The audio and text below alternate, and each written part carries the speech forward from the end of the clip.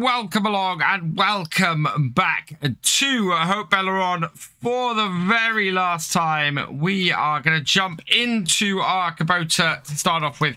Drop the forks off because we do have a whole load of seeding to get done today. We are going to seed our fields. We are, as I said, leaving this farm as a working farm. And as it is late March, we do want to get all of the seeding and everything done. We have a few items left to sell off. I think we probably got a few bits in our trailer over there. We must have some stuff in our box-it trailer. Let's have a quick look. Because our tomatoes are going strong again. And yeah, so that is loading up a bit. There's a few bits to sell in there. And we might have a bit of milk to sell as well. So we might run that down to the... Well, we'll run the milk to the dairy to create a bit more butter, I think. Because there's not really much point in taking it down to our bakery without doing that. And then, yeah, we will finish off with a trip down to the bakery, see if there are actually any cakes having been made over the last month or so.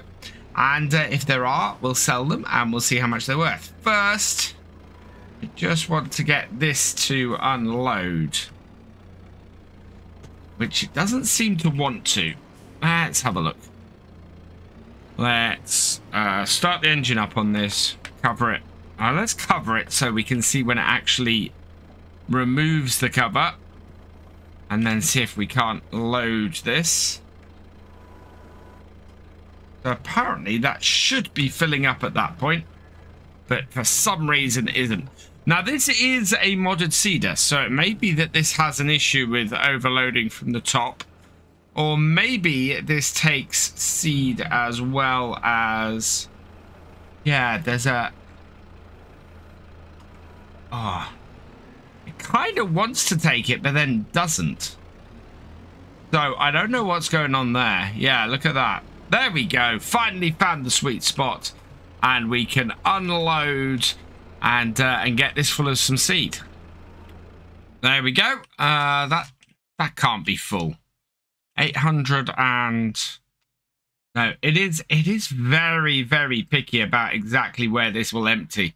And because I know why that stopped then. Because it's so picky about it, it basically had an issue with the tractor rising up as the bag emptied. So as a result, we ended up with it just raising up a little bit out of its sweet spot to do the unloading. So yeah, there are issues with this seeder. It's one of those things where it doesn't seem to have quite been tested with a big bag, maybe. Yeah, because look at that. It's just such a weird sweet spot to get it to unload. You have to raise it. That's weird. It loses it completely. So where is the point at which this unloads? Oh, we had it. There we go. Got it again. But it'll move out of it as it raises up.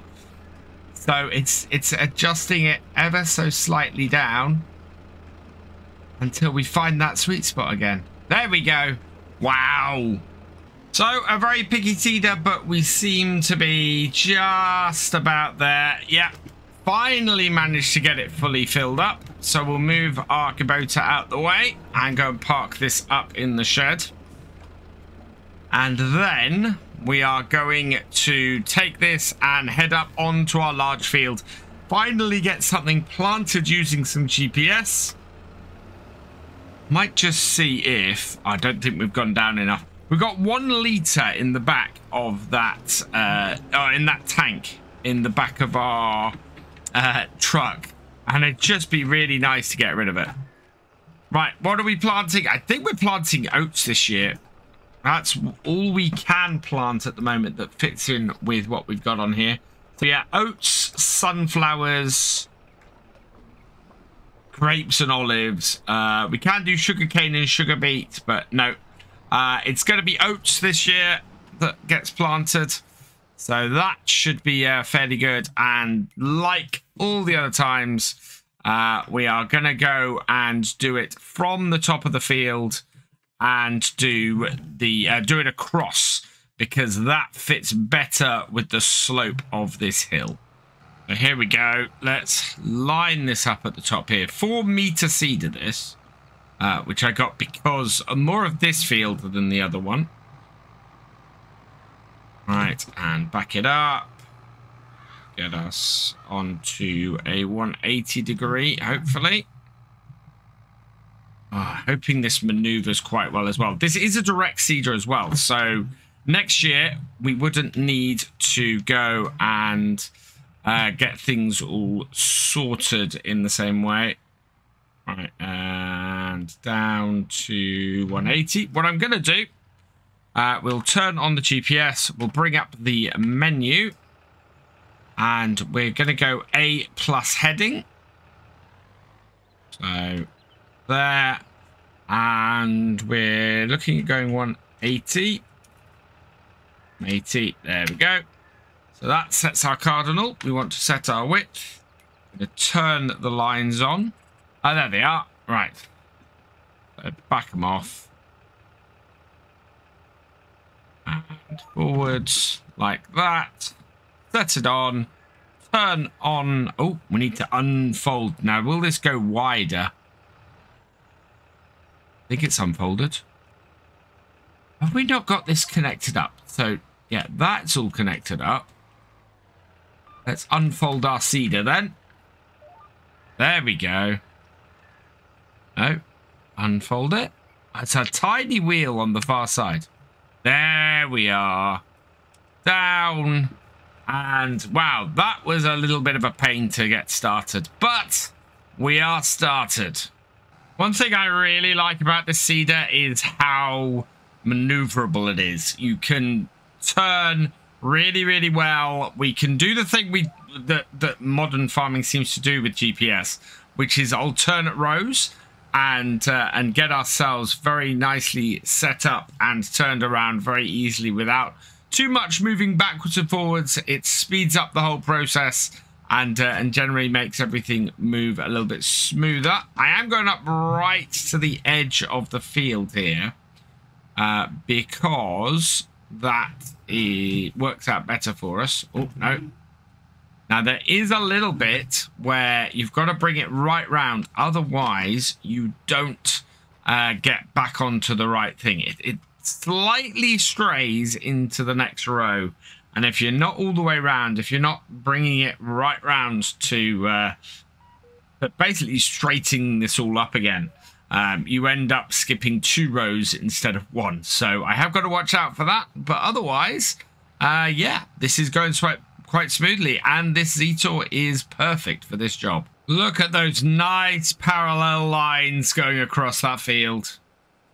That is absolutely lovely. And especially with the contrast of the field that's limed against where we've planted is brilliant. Only thing that's breaking it up a bit is these lines coming out the back of our seeder, where our multiple wheels on the seeder are putting down some lime or spreading a bit of the lime that they're picking up on their wheels. Otherwise, it's all working really, really well towards completing this field. And I'm happy with that. I'm quite pleased. I'm reflecting a little bit on what we've achieved in this series.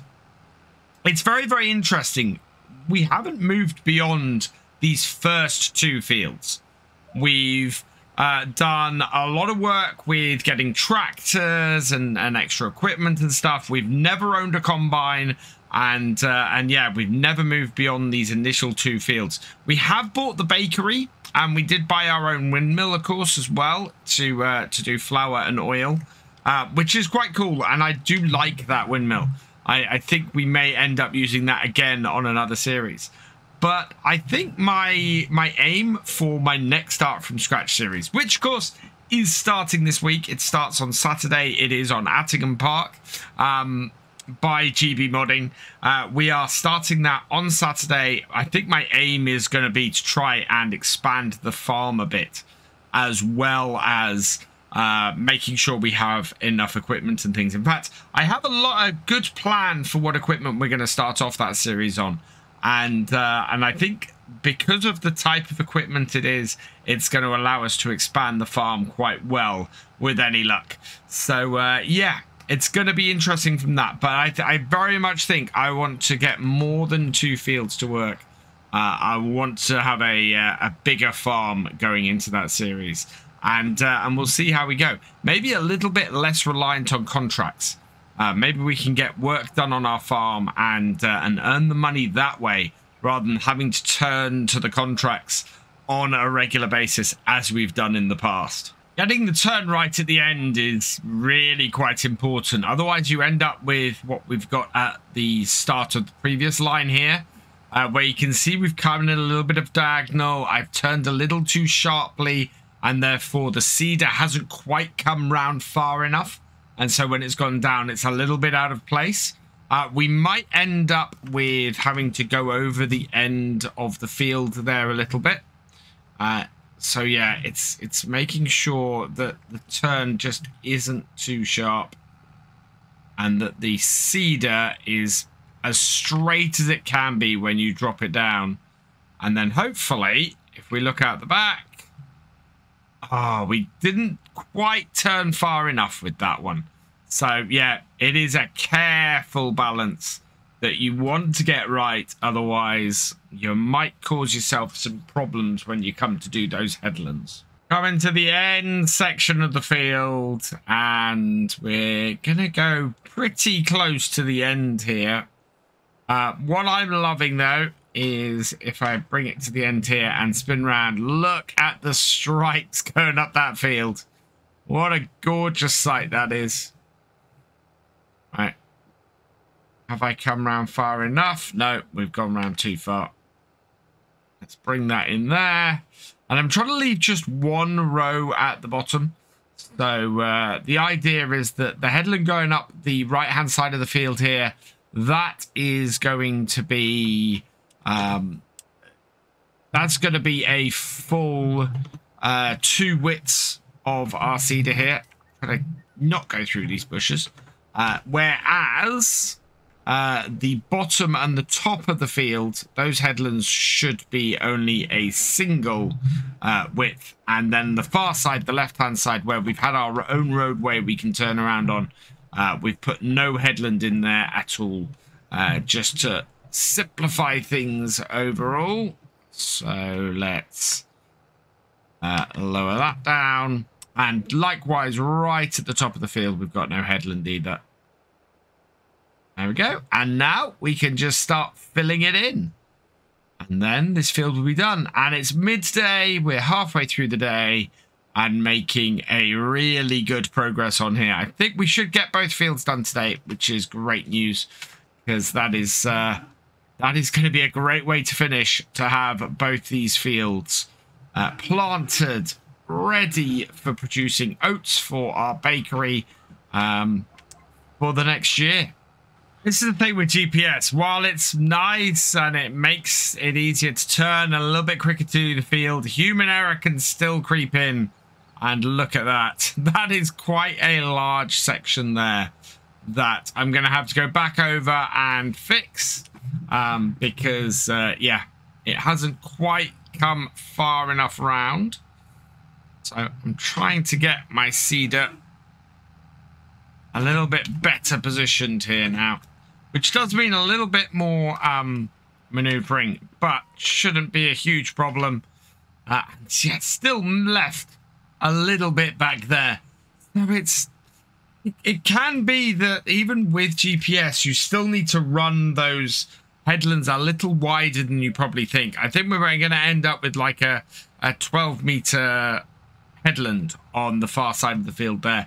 And even this side here, you can see there's a couple of patches missed down here. So we're probably going to have to run a headland down here to make sure we catch everything that way as well. And then there's even those bits like I just showed a moment ago. That is not going to get covered by any headland. without doing it deep into the field. So yeah, we'll have to back up on that road, along that row, and get that one done in order to make sure that we do that. So yeah, it's human error does creep in. While it gets most of the field done faster, you still sometimes need to do a little bit of cleanup. While our seed usage is high on this field, we still have plenty of seed left to get this field finished and the next one done, which is pretty good. I don't think we over-purchased by much. Well, I think we may have over-purchased by a fair amount, but that's not a huge problem. We had the money to buy it, and there's always that opportunity to go and do contracts and things with the leftover seed. If there are any available. Are there any available? So no, there are none available. There's just 2 fertilizing contracts out at the moment. So yeah, it's there is the possibility there to use these up. Even if you didn't, you've got the seed sitting there for next year. Knowing that you've got a good base of seed to start with is not the end of the world.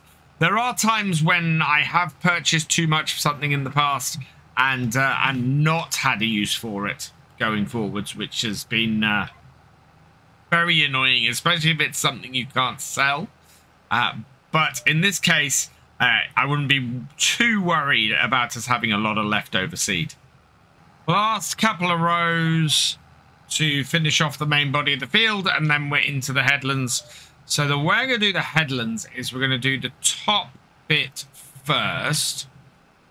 We've got then we've got a single width section to do around the top, and then we're going to go and do the headland down the right hand side of the field, or actually our left hand side of the field from where we're looking now.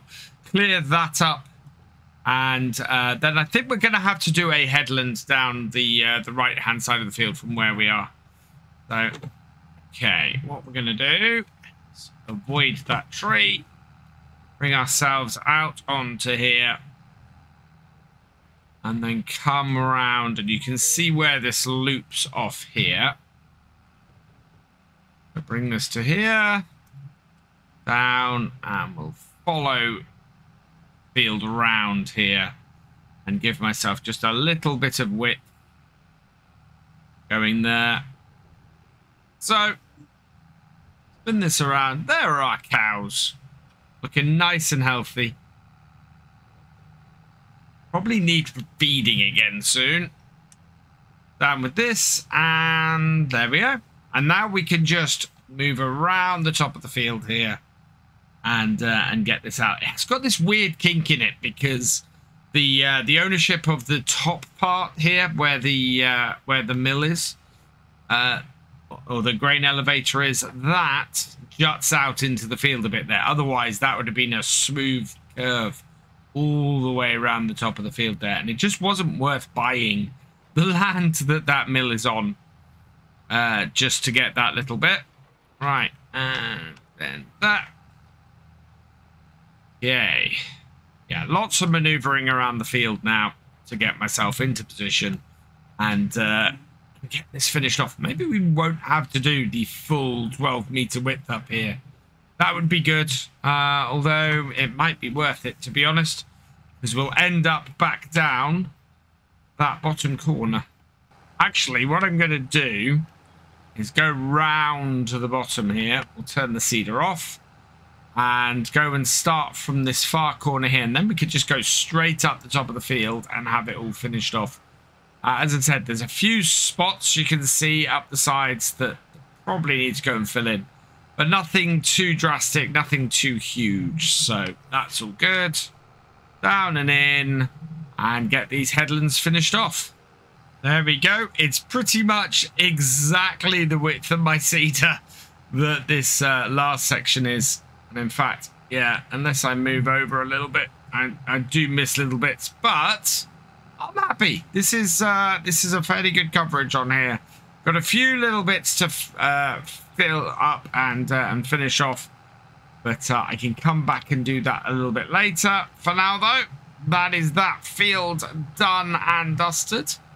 and we can head back down to the farmyard because I think it's time we headed down to the bakery and see if we've got any cakes. We're going to sell some tomatoes first, though. I think with all the lime on this tractor and seeder, we might have to get it cleaned off. Although we are going to be doing, or we would be moving on to that field next. So I'm less worried about that. That doesn't worry me too much.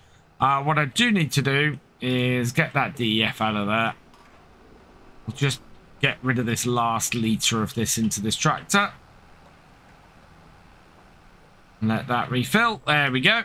Right, let's drop the flatbed or the truck bed off this.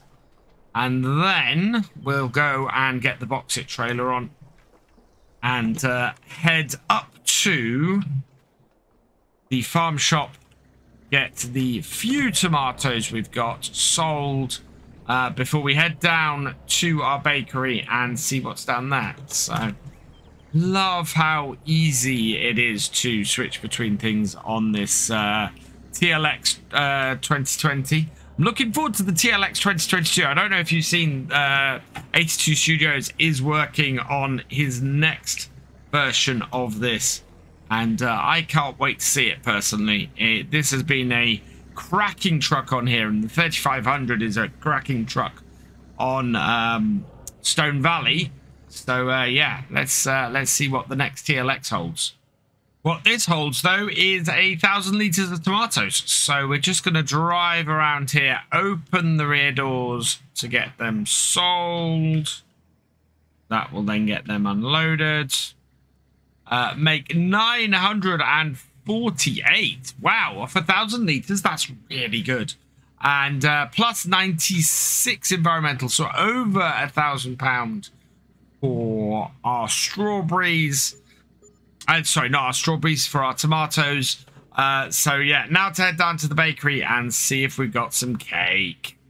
So we stopped the production of the bread completely so that we could see if we have any cake. And oh wow, we've got 3 pallets of it. Look at that. So each of these hold 400 litres of cake, which is brilliant. I think these go up to the farm shop. Can we pick these up? No, they're too heavy. So that's fine. We will rebox up our cake and get it taken, I think, again, up to the farm shop.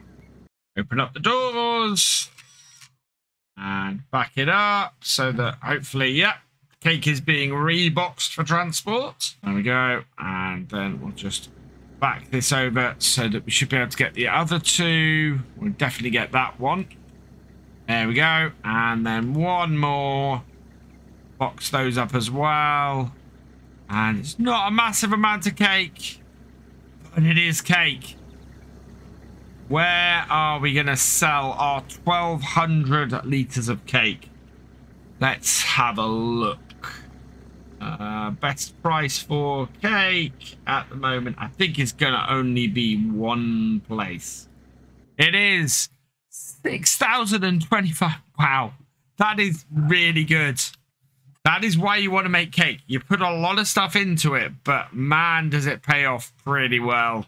So, yeah, let's go and take our first cake delivery up to the farm shop. So here comes our cake delivery into the farm shop through the first sell point, round to the second. All right, and park it up. Open the doors and sell it off.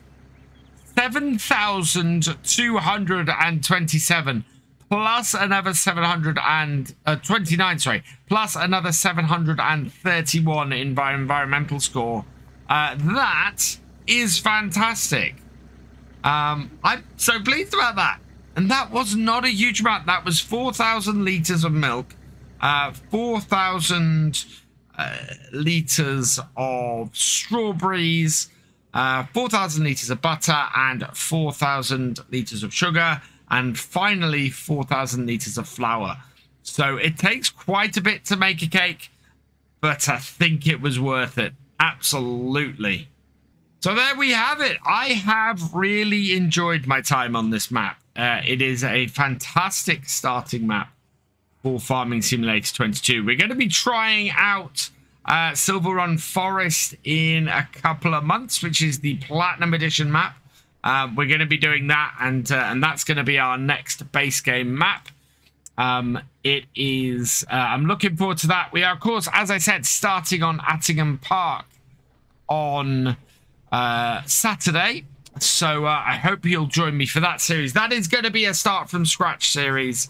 Our time, though, here on Haut Beyleron has come to an end.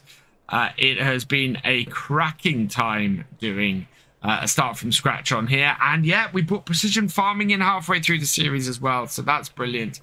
I'm going to leave this here, though. So I hope you've enjoyed this series, and all that remains is for me to say thank you for watching. I hope you've enjoyed this video. Please leave a like, drop us a comment, and give it a share. Special thanks to all my patrons and channel members. Your support is invaluable in making these videos and helping the channel to grow. For more from Virtual Farmer, check out the links below, follow on Twitch to watch live, and for more videos, subscribe and ring that bell. I will see you next time. Goodbye.